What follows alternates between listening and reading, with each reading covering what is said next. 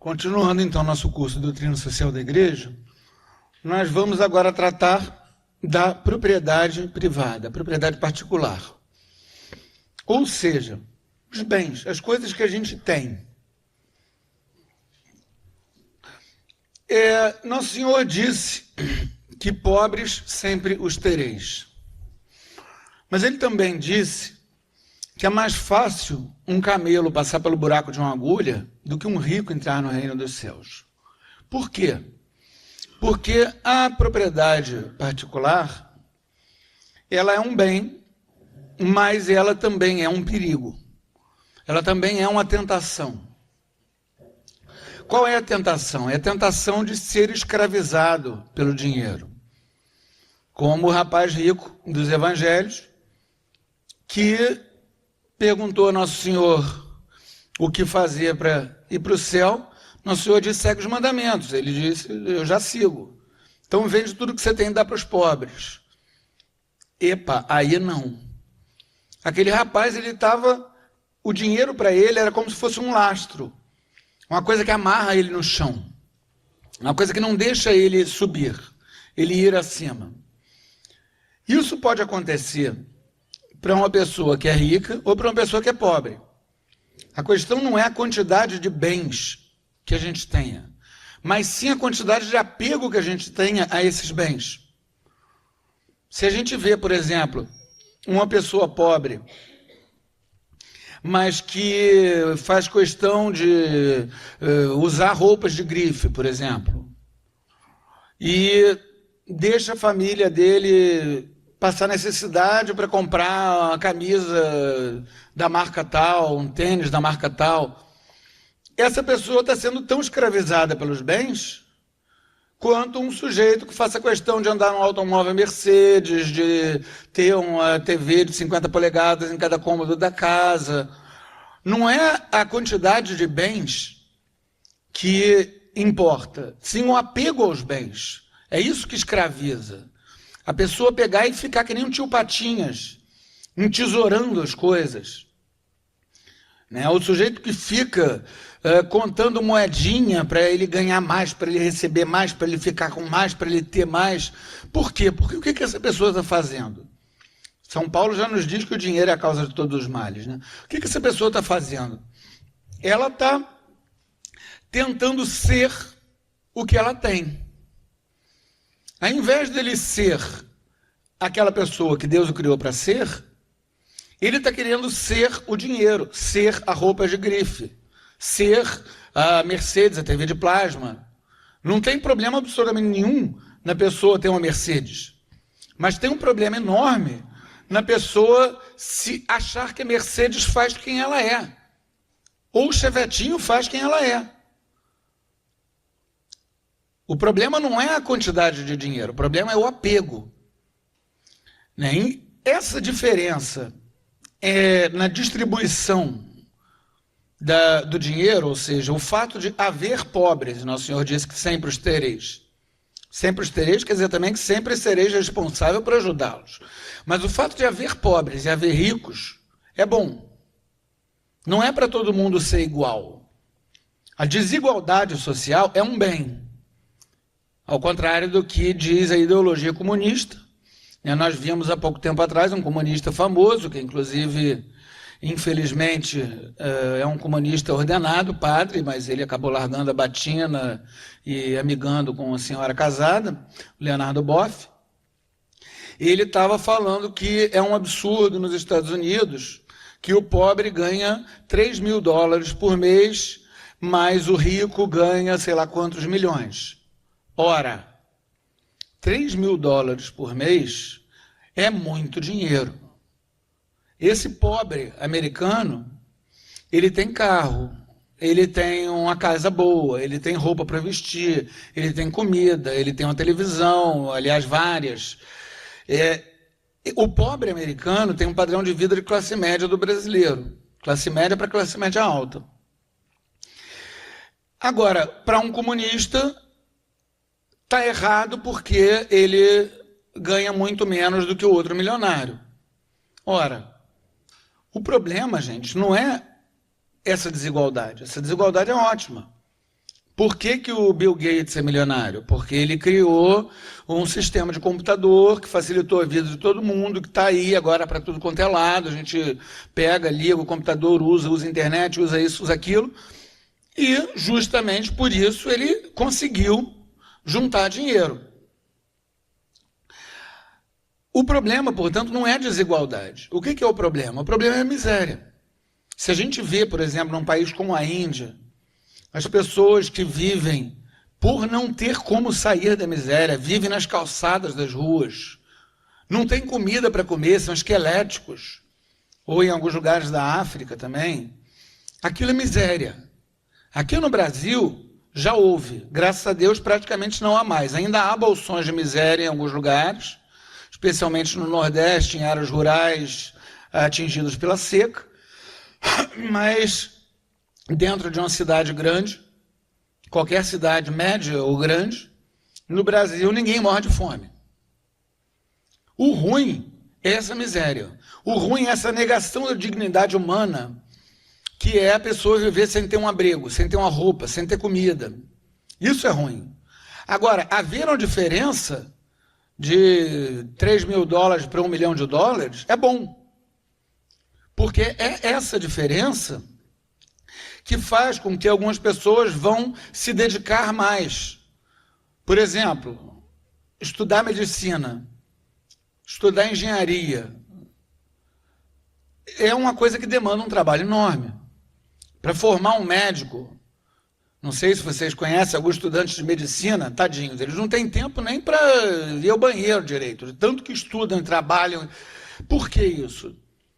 Porque é muito difícil.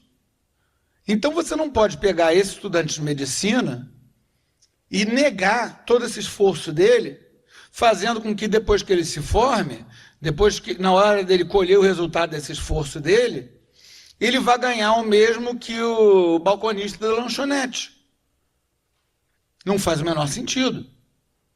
Essa desigualdade social, ela serve para nos motivar a procurar melhorar. Nos motivar, sem nos deixar escravizar pelos bens, procurar melhorar, se aprimorar, aprender, desenvolver o potencial que a gente tem. Algumas profissões, em geral, as especialmente trabalhosas, vão pagar mais, outras profissões vão pagar menos. O problema, porém, não é a diferença entre pagar mais ou pagar menos. O problema é isso que essa pessoa está recebendo. Dá para ela ter uma vida digna? Eu não estou falando dela trocar de carro todo ano. Eu estou falando dela comer, dela ter roupa, dela ter um teto, dela ter algum lazer. Esse é o ponto. Ter menos do que isso é uma coisa que fere a dignidade humana. Agora, a responsabilidade de conseguir chegar nesse ponto, de quem é? De cada um.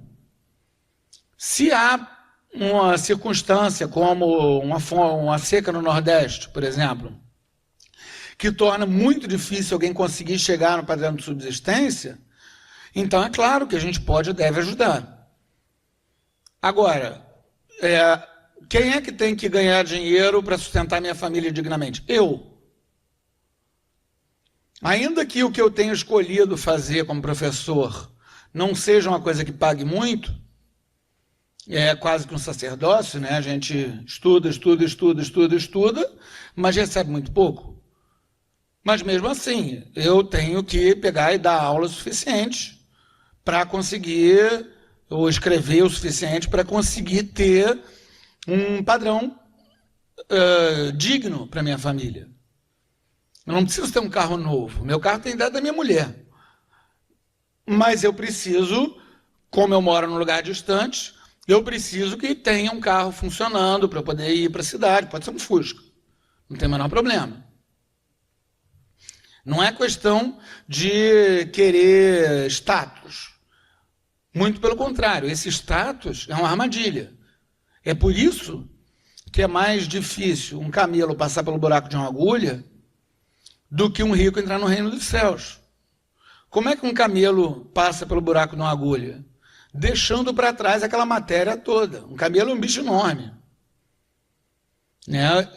do mesmo modo, um rico, mortalha não tem bolso, né? Ele não vai levar a riqueza dele para o céu. Então, se ele está apegado àquela riqueza, se ele só pensa naquela riqueza, se ele só quer aquela riqueza, ele está escolhendo entre a riqueza e o céu. O que ele quer? Ele quer a riqueza. Morreu, acabou a riqueza, mas ele já escolheu que ele não quer o céu. Então, a gente tem que levar em consideração isso, evitar essa armadilha do pensamento ideológico comunista que tenta colocar a riqueza como um mal, a desigualdade social como um mal. Não é um mal, é um bem, a desigualdade social. O que é mal é a miséria. Mas também evitar o erro oposto, capitalista, que coloca a riqueza como um bem em si. Quer dizer, como se a pessoa ser rica fosse fazer ela ser melhor do que a outra que é pobre. O rico não é melhor do que o pobre. E o pobre não é melhor do que o rico. Agora, o João que é rico pode ser melhor do que o José que é rico. O José que é pobre pode ser melhor do que o João que é pobre. Por quê? Depende do quanto ele está buscando a santidade. Depende do quanto ele não está se apegando àquelas coisas. Depende do quanto ele é pobre em espírito. São Francisco, ele falava da irmã pobreza. Ele estava enamorado da irmã pobreza. Por quê? Porque ele foi criado num ambiente muito rico e ele viu o mal que aquilo fazia, aquele apego, aquela coisa, eu quero ganhar mais, eu quero amealhar mais dinheiro, eu quero juntar mais dinheiro. E ele viu o mal que aquilo fazia, então ele disse, não, eu não quero isso. Eu quero assumir a pobreza. Eu quero viver como os lírios do campo, que não tecem nem fio, no entanto, Salomão em toda a sua glória jamais se vestiu como eles. Então, essa questão da pobreza e da riqueza, ela é uma coisa boa. É bom que haja pobres e ricos, é bom que haja uma diferença. É ruim que haja miséria. E a gente deve fazer tudo que está ao nosso alcance para mitigar a miséria. Quer dizer, se há miséria na nossa cidade, vamos procurar arranjar um jeito para arrumar trabalho para as pessoas, para ajudar eles a sair dessa miséria. Para eles terem a dignidade humana deles, eles terem a dignidade que eles merecem. E como que a gente vai conseguir fazer uma coisa dessas? Aí entra a função social da propriedade. Toda propriedade tem uma função social. Como assim? Eu já dei o exemplo, na aula anterior, de uma pessoa que tenha, de um rico, que compre um violino maravilhoso, um violino Stradivarius, o melhor violino do mundo. Eu já disse, ele não pode tacar fogo. Ele não pode destruir esse violino. Por quê? Porque ele é só o custódio do violino. Ele é o tomador de conta do violino. É assim que a gente tem que pensar nos nossos bens. Eu sou o tomador de conta das coisas que eu tenho. Elas não me compõem. Eu não sou as coisas que eu tenho. Eu estou tomando conta delas. Para quem? Para os meus filhos e para toda a sociedade. Então, a minha propriedade, ela tem uma função social. Se eu tenho como, sem ferir a dignidade da minha família, etc. e tal, eu tenho como ajudar financeiramente uma pessoa que está na miséria, dar um prato de comida para a pessoa que está com fome, eu devo fazer isso. Do mesmo modo, um bem que eu tenha, eu não devo trancar. Um bem que eu tenho é como os talentos que Deus nos dá. Você se lembra da parábola dos talentos, né? Cada um recebeu um talento, um enterrou, o outro fez isso, o outro fez aquilo. A quem que Deus elogiou? Quem multiplicou aquilo. Fez aquilo crescer. E isso, os bens, a gente fala talentos hoje em dia num sentido metafórico. Porque originalmente, talento era um peso de ouro. Uma quantidade de ouro. E essa parábola ela serve também sem ser em um sentido metafórico.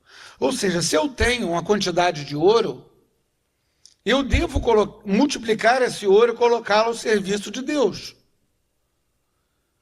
Como? Respeitando a dignidade do próximo.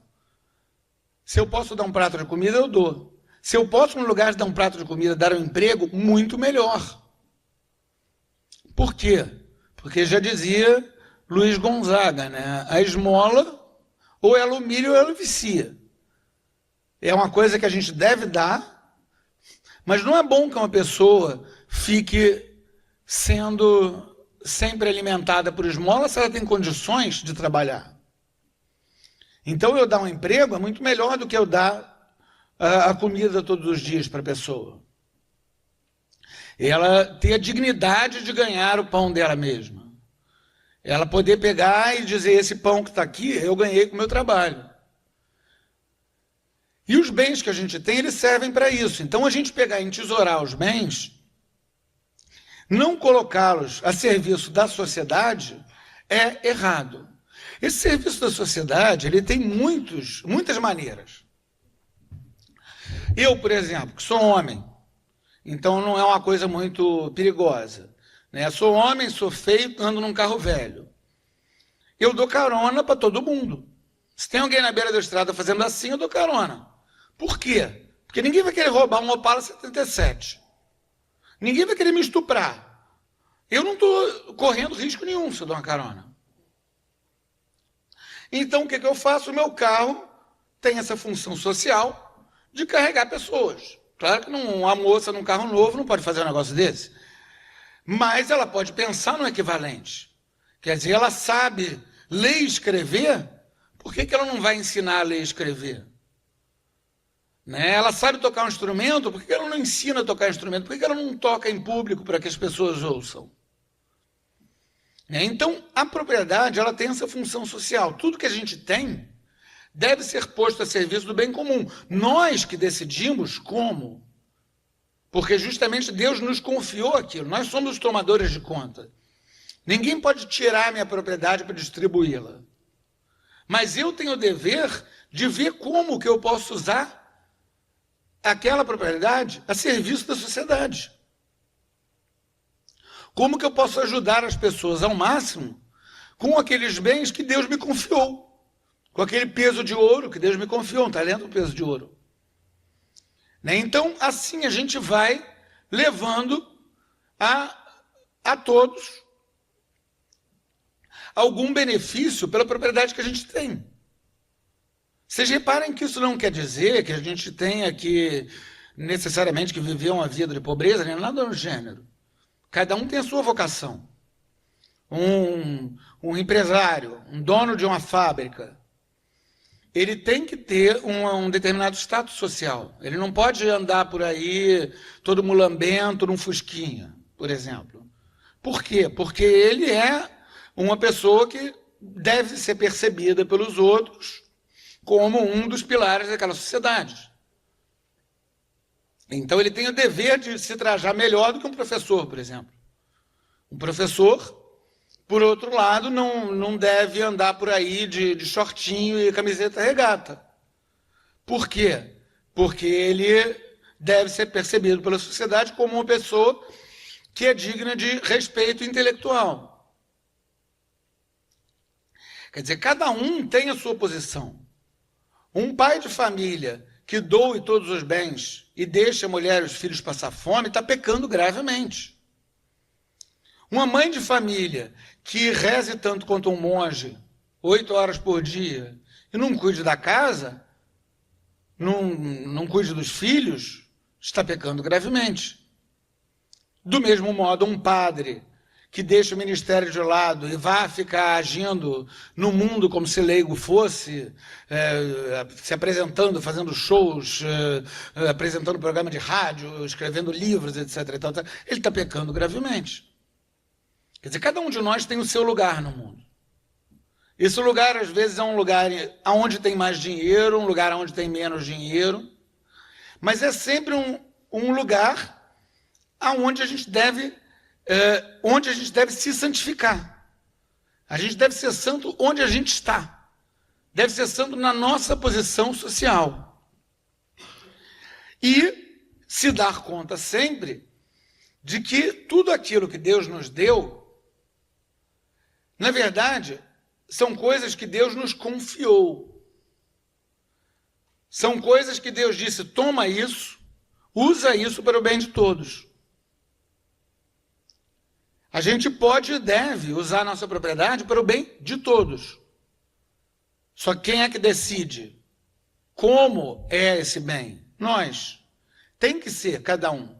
Por quê? Porque Deus confiou os meus bens a mim, os seus bens a você. Então, de quem é a responsabilidade, mais uma vez, né? Quantas vezes a gente perguntou ao longo desse curso? De quem é a responsabilidade? De cada um. A responsabilidade de garantir que a sua propriedade exerça a sua função social. Alguém que tenha, por exemplo, uma grande extensão de terras. Para que Deus criou a terra fértil? Para plantar. Para sair comida dali. Então, alguém que tem uma grande extensão de terras deve plantar ali. Deve preservar um trecho de mata? Claro. Mas deixar aquilo tudo ao léu, sem plantar, sem preservar um trecho de mata, só para poder dizer eu tenho tantos mil hectares, essa pessoa está esquecendo da função social da propriedade. Isso não quer dizer que se possa tirar a terra dela.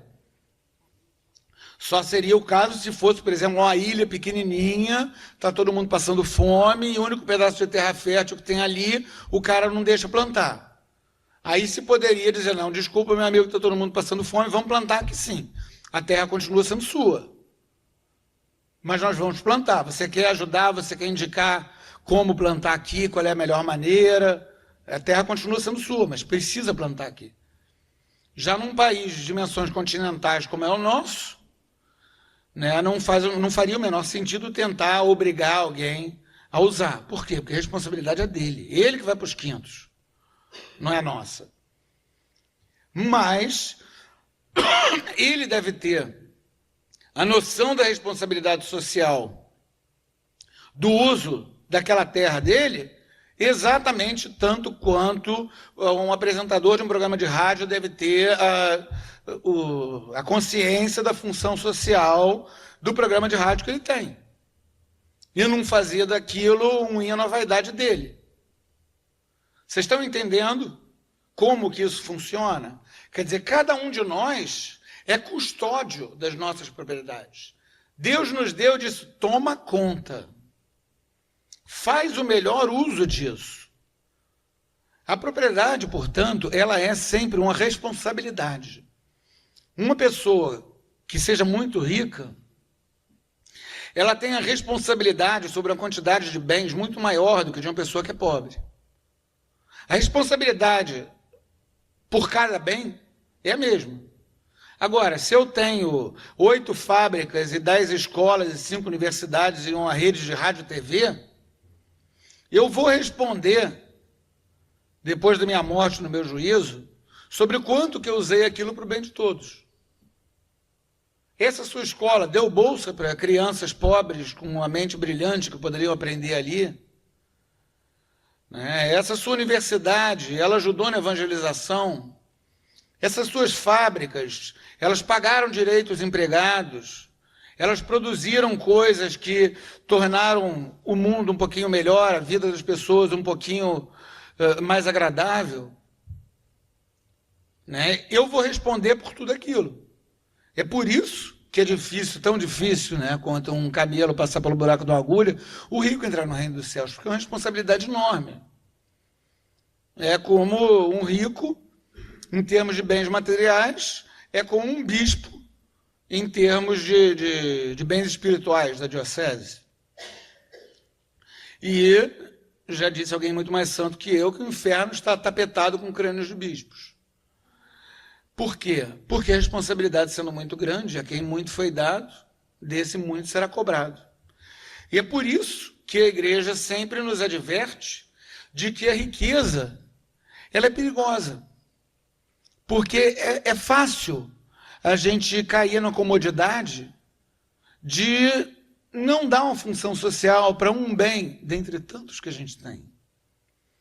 De pegar e passar o tempo de trabalho amealhando mais dinheiro, aí saiu do trabalho e já estou cansado, eu tenho que descansar para conseguir trabalhar mais, vou passear no meu iate. E aí volta segunda-feira e vai lá ganhar mais dinheiro, mais dinheiro, mais dinheiro, sem, em momento nenhum, pensar, esses bens todos que Deus me confiou, que está me confiando cada vez mais, como que eu posso usá-los a serviço de Deus, a serviço do próximo? É uma armadilha, é um perigo, é uma tentação. Não é mal em si. É bom que haja dinheiro, é bom que haja desigualdade social, é bom que haja isso tudo. Mas é muito mal se a gente se deixa escravizar. Se a gente faz, como agora, por exemplo, essa coisa que está na moda de funk ostentação, né, que fica os rapazinhos dizendo, eu tenho uma blusa da marca tal, eu tenho um boné da marca tal, eu tenho uma corrente de ouro. O que ele está tentando dizer? Ele está dizendo, eu sou essas roupas. Ele está se deixando escravizar pelo dinheiro. E muitas vezes isso vai levar até alguém a cometer crimes, roubar, para comprar aquelas babulagens. Comprar aquele pedaço de plástico lá que ele bota no pé com uma marquinha assim, o assado. Ele está se deixando escravizar pelo dinheiro. Ele é muito, muito, muito pior do que uma pessoa que tenha muitos bens e que respeite a função social da propriedade e os use a serviço de Deus do próximo. Porque nós somos tesoureiros da divina providência. A divina providência nos usa para alcançar as pessoas. Não sei se vocês conhecem aquela história do sujeito na enchente que sobe no teto de casa. Aí ele está lá no telhado da casa, só água para tudo quanto é lado, aí aparece um barquinho. Aí o cara do barquinho, vem, sobe aqui. Ele, não, Deus vai me salvar. Aí continua rezando, Deus me salva, Deus me salva. Aí aparece outro barquinho, sobe aqui, não, Deus vai me salvar. Fica, Deus me salva, Deus me salva. Deus. Parece outro barquinho, sobe aqui, não, Deus vai me salvar. É a água subindo. Quando a água está chegando no pé dele, chega um helicóptero, dizendo, vem aqui, entra aqui. Não, Deus vai me salvar. E a água sobe, morre afogado. Chega lá na frente de São Pedro, diz, pô, por que Deus não me salvou? Aí Deus enfia a cabeça por trás e diz, desculpa, eu mandei 3 barcos e um helicóptero, você que eu não quis pegar. Né? Nós somos os tesoureiros da divina providência. Uma pessoa que está com fome, a divina providência nos usa para dar um prato de comida para ela. Uma pessoa que está desempregada, a divina providência nos usa para conseguir um emprego para ela. Uma pessoa que não tem um casaco para vestir no inverno, a divina providência nos usa para dar um casaco para ela. Quer dizer, essa função social dos bens é o quê? É o exercício da nossa função de tesoureiros da divina providência. Nós devemos procurar qual é a função social desse meu bem. Apesar de que eu estou num tal ponto, se eu chamar minha mulher de meu bem, o banco vem e toma, né? Mas qual é a função social do meu cachimbo? É espantar as moscas. Qual é a função social da minha cópia do compêndio de doutrina social da igreja? É vir aqui dar esse curso para vocês. Não faria o menor sentido eu ter esse livro, eu estudar esse livro, e eu ficar calado em casa sem fazer nada. Eu estou exercendo a função social dele. Eu estou fazendo ele valer. Eu estou multiplicando esse talento, esse peso de ouro que Deus me deu. Do mesmo modo, quem emprestou a câmera para filmar isso daqui, está dando a função social dessa câmera. Quem fabricou as canetas boas e baratas que vocês estão usando para anotar, está exercendo a função social daquela propriedade. Imagina se vocês tivessem que pegar, arrancar uma pena de um ganso, tirar a casca de uma árvore, fazer tinta e matar um bicho para secar a pele dele e escrever em cima. Ia ser bem mais difícil vocês anotarem esse curso. Mas vocês estão aí com um caderno produzido em massa logo barato, uma caneta produzida em massa logo barata. Isso é também um exercício da função social da propriedade, não é só caridade. É fazer um produto de boa qualidade num preço acessível. Por exemplo, no caso do industrial, essas canetas que vocês têm, elas são muito mais confiáveis do que uma caneta de 50 anos atrás. Qual caneta dessas que não chega até o fim? Aquela que a gente perdeu só, né? Porque a outra vai chegar até o fim. Agora, antes da invenção da esferográfica, caneta tinteiro, Quantas vezes a gente não tinha que pegar, limpar aquele negócio, ficar debaixo da torneira, porque secou a tinta na pena. Alguém que pegou e fabricou essas canetas pela primeira vez, ele popularizou a caneta. Ele fez com que a caneta passasse a ser uma coisa tão prática quanto o lápis era. Mais prática ainda, porque não precisa fazer ponta. Ele usou a função social da cabecinha dele primeiro para bolar esse sistema todo da esferográfica. E depois, com o auxílio de alguém que tinha dinheiro, essa pessoa que tinha dinheiro deu dinheiro, esperando receber lucros, mas deu dinheiro para fabricar aquilo em quantidade, teve lucros, quer dizer, multiplicou esses talentos, e espero que tenha usado esse dinheiro para uma outra boa invenção também chegar, e assim exerceu a função social da propriedade. Não se trata da propriedade virar propriedade comum. Muito pelo contrário, é o oposto disso. É o que nós estamos falando aqui desde o começo desse curso. É a responsabilidade pessoal. Deus nos dá para que a gente tome conta das coisas. O Estado não consegue tomar conta de nada. Pelo amor de Deus, estão falindo a Petrobras. O Estado não consegue tomar conta de nada. O que é de todos, na prática, não é de ninguém. Por isso, Deus nos dá essas coisas para que cada um de nós assuma a responsabilidade do cuidado delas, de dar a elas o melhor uso, de não enterrar o talento, de não queimar o violino Stradivarius. Alguém que tem um talento para música, esse talento tem uma função social. Alguém que tem uma fortuna, a mesma coisa. São dons de Deus, mas dons dos quais nós não somos donos no sentido capitalista, que nós podemos esconder ou destruir. Nós somos custódios, nós somos tomadores de conta. A gente toma conta daquela coisa. E a gente coloca ela a serviço da propriedade. A propriedade no Brasil, ela é, de uma certa maneira, protegida e, ao mesmo tempo, ela corre risco, especialmente nos tempos atuais. Por quê? Porque o nosso governo, infelizmente, tem muita gente que é dominado por ideologias, utopias, comunistas, etc., e não reconhece o valor da propriedade. Então, existem grupos que ficam aí invadindo fazendas, destruindo tudo, esse tipo de coisa. O que eles estão fazendo? Eles estão negando a função social da propriedade ao tentar afirmá-la de maneira errada. Por quê? Porque a propriedade, a quem compete dar o uso é o dono. O Estado, ele não tem o direito, a não ser numa emergência muito grave, como eu falei, do caso de uma ilhazinha que só tem uma terra fértil. A não ser no caso de uma emergência muito grave, o Estado não tem o direito de te tomar a propriedade. O Estado não tem o direito de dizer isso agora é de ninguém, né? Porque de todos e de ninguém é a mesma coisa. A propriedade particular, portanto, ela deve sempre ser preservada.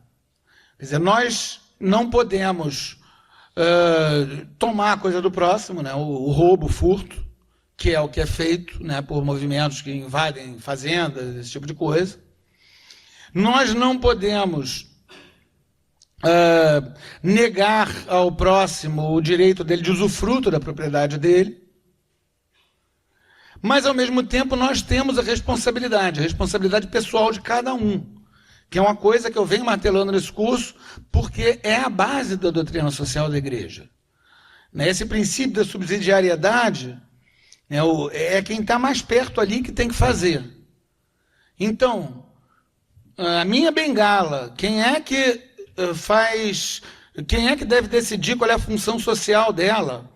Dando uma bengalada num chato ou simplesmente usando para me ajudar a subir a escada? Eu. Tanto faz se é uma bengala ou se são 15 redes de rádio e TV. O dono é quem faz isso. Compete àquele que está mais próximo, o dono. É ele que deve decidir. Agora, ele vai responder a Deus pelo que ele faz. Se eu pego a minha bengala e eu dou uma bengalada na careca do pobre rapaz que está filmando isso daqui, eu estou usando mal a minha propriedade. E eu vou responder a Deus por isso. Essa nossa responsabilidade pessoal, portanto, é o que faz com que seja tão difícil para o rico entrar no reino dos céus, porque ele tem uma bruta responsabilidade pessoal por tantos bens que, poxa, é difícil até saber quantos tem. Eu me lembro quando foi privatizada a Vale do Rio Doce, que alguém fez a conta que se os automóveis que estavam registrados em nome da Vale do Rio Doce fossem vendidos pelo valor de mercado, pagava o que foi pago pela Vale. Sim, o dinheiro dava para comprar a Vale, só com os carros. Quer dizer, vocês imaginam um grande industrial desses, que tem uma rede de ferrovias, 2, 3 siderúrgicas, não sei o que, ele vai responder a Deus pela função social de cada parafuso dali. É uma responsabilidade gigantesca. E é por isso que a igreja sempre nos adverte sobre como a riqueza é um perigo. Sobre como a riqueza é um peso. Porque é uma coisa que nos dá uma responsabilidade gigantesca. É bom que ela exista? É. É bom que haja diferença entre pobres e ricos, que haja desigualdade social? É ótimo. É ótimo, porque esse rico, que vai poder, ele, uma pessoa só, tomar aquela decisão de investir o dinheiro dele para fabricar essas canetas. Se não tivesse uma pessoa com dinheiro suficiente para montar uma fábrica de um tipo novo de caneta tão melhor, que funciona tão melhor, a gente estava até hoje lá matando ganso, pegando a casca de árvore. Essa riqueza foi usada para sua função social da melhor maneira possível. Tem que ter esse rico. Que bom que tem esse rico. Que bom que teve esse rico, nós estamos agora podendo escrever. Tão facilmente, tão barato. Agora, e o pobre? É muito bom que haja o pobre. É muito bom que haja a diferença entre um e outro. Porque assim a sociedade tem como se mexer. Esse mecanismo de uma complexidade extrema, que nós vamos falar mais tarde ao falar do trabalho humano, esse mecanismo social que tem uma complexidade extrema consegue funcionar justamente porque o menino pobre ele pode ser motivado a usar aquele talento dele para matemática, estudando engenharia, na esperança dele passar a ser um menino de classe média. O que a gente não pode é fechar as portas para ele. Se a gente tem uma escola e tem aquele menino brilhante, com a cabeça incrível para matemática, mas que não teria dinheiro para pagar a mensalidade, poxa, vamos dar uma bolsa para ele, função social da propriedade. Mas vamos dar uma bolsa para ele, porque ele é brilhante. Vamos usar da melhor maneira, vamos botar o violino Stradivarius na mão do melhor violinista. Não é para pegar e dizer, não, todo ensino será gratuito para todo mundo. O que isso faz é dizer, o ensino vai ser uma porcaria.